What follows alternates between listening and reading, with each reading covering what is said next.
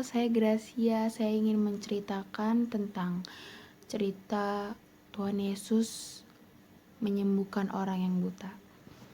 Jadi suatu hari Yesus sedang berjalan bersama para murid-muridnya.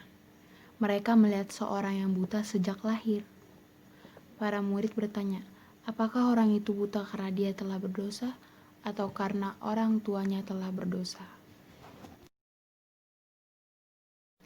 Dan juru selamat pun mengatakan bahwa baik orang tua maupun orang itu tidak berdosa.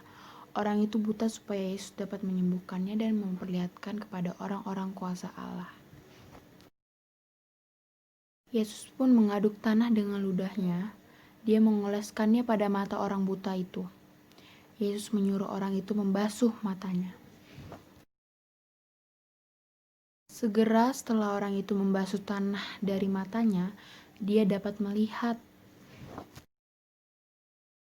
Dan ketika tetangganya melihatnya, mereka tidak yakin tentang dia. Dia memberitahu mereka bahwa Yesus telah menyembuhkannya. Para tetangga membawa orang itu kepada orang-orang Farisi. Orang itu memberitahu orang-orang Farisi bahwa Yesus telah menyembuhkannya. Beberapa orang Farisi berpikir bahwa Yesus pastilah orang yang soleh. Yang lain berpikir dia adalah pendosa. Ketika orang itu mengatakan bahwa Yesus adalah orang yang soleh, beberapa orang Farisi marah dan mengusir orang-orang itu. Yesus bertemu orang itu.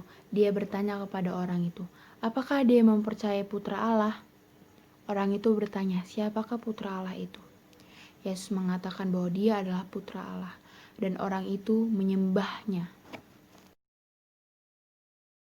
Itu semua adalah cerita Tuhan Yesus menyembuhkan orang yang buta. Terima kasih. Yesus bertemu orang itu. Dia bertanya kepada orang itu, apakah dia mempercayai putra Allah? Orang itu bertanya, siapakah putra Allah itu? Yesus mengatakan bahwa dia adalah putra Allah. Dan orang itu menyembahnya. Itu semua adalah cerita Tuhan Yesus menyembuhkan orang yang buta. Terima kasih.